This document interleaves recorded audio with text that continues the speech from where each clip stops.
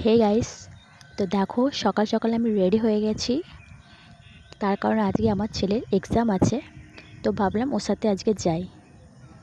তো এদিকে দেখো আমার ছেলে ঘুম তো ভাঙতেই চাইছে না, জোর করে উঠ করিয়ে করিয়ে পাগল হয়ে যাচ্ছে। তো যা হোক অনেক কষ্টে উঠেছে, তো উঠে এই যে রেডি করাচ্ছি। আর সকালবেলা সবথেকে আমার বড় কঠিন কাজ হচ্ছে আমার ছেলেকে ঘুম থেকে তোলা, তুলে ব্রাশ করিয়ে রেডি করে খাওয়ানো। এটা সবথেকে আমার সকালবেলা কঠিন কাজ। আর এটা সব মায়েরই সত্যিকারের সকালবেলা খুব টাফ ব্যাপার যাকে বলে। তো এখানে আমার ছেলেকে আমি রেডি করে দিয়েছি। তো দেখো এখন দেখছে আমার ছেলে আমি ভিডিও করছি, তো ক্যামেরার সামনে এরকম ঢং করছে আর কি, হাত দেখাচ্ছে। তো যেহেতু ওদের মর্নিং স্কুল, তাই জন্য তাড়াতাড়ি আমাকে উঠে রেডি করাতে হয়, কারণ টাইমে স্কুল গাড়িও চলে আসে। তাই জন্য ওকে তাড়াতাড়ি তুলে আমাকে রেডি করাতে হয়। আর সকালবেলা তো উঠতে চায় না, খুব বিরক্ত হয়, অনেক কষ্টে তুলতে হয় আর কি।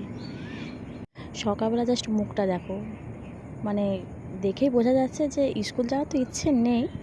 অনেক কষ্টে বুঝে বাজে বলা হয় আর কি, চল স্কুল চল। তো তারপরে রেডি হয়ে যাওয়ার পরে ও বলছে মা ম্যাগি খাবো। তো হালকা করে একটু ম্যাগি বানিয়ে দিয়েছিলাম। আর সকালবেলা তো অত সকালে বেশি ভারী টিফিনও খেতে চায় না, এই জন্য হালকা টিফিনই ওকে খাইয়ে পাঠাই।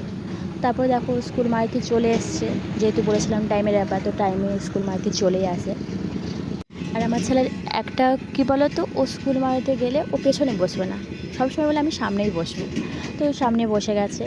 তো আজকে যেহেতু ওরা হচ্ছে ছোটো, তাই জন্য ও আজকে বড়দের কোনো এক্সাম নেই, তো ছোটোদেরই আজকে এক্সাম ছিল, তাই জন্য বেশি কেউ আসেনি। তো স্কুলে এসে দেখি কেউই আসেনি, আমরাই ফার্স্টে এসেছি।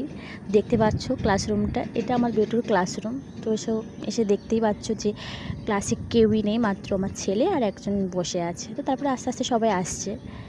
আর এটা ওদের নিচে, তো এটা ওরা নিচেই ক্লাসে। আর ওপরে ওই যে বিল্ডিং দেখতে পাচ্ছ, ওটা আস্তে আস্তে ভাগ করা আছে সব, 1 2 এসব ভাগ করা আছে। তো নিচটা ওদের আছে, ছোটো যেহেতু ওরা, তাই ওদের নিচতলাতে আছে। আর এই যে বড় বিল্ডিং দেখতে পাচ্ছ, এটা হচ্ছে বিএড কলেজ। আর এই যে বড় মাঠ, তো আগের ভিডিওতে তোমাদের মাঠটা দেখাতে পারিনি, এই যে এটা বিশাল বড় মাঠ। আর এই যে এখানে ছোটো করে পার্ক, সামনে স্কুলের সামনে পার্কও আছে ছোটো করে, তো এখানে ওরা বসে খেলাধুলোও করে। তো এদের পিছনে আরও অনেক বিল্ডিং আছে, তো সে পাশে আরও অনেক স্কুল আছে, ক্লাসরুম আছে, তো সেগুলো ভিডিও করা হয়নি। তো পরের ভিডিওতে তোমাদের নিশ্চয়ই কোনো একদিন দেখাবো আমি।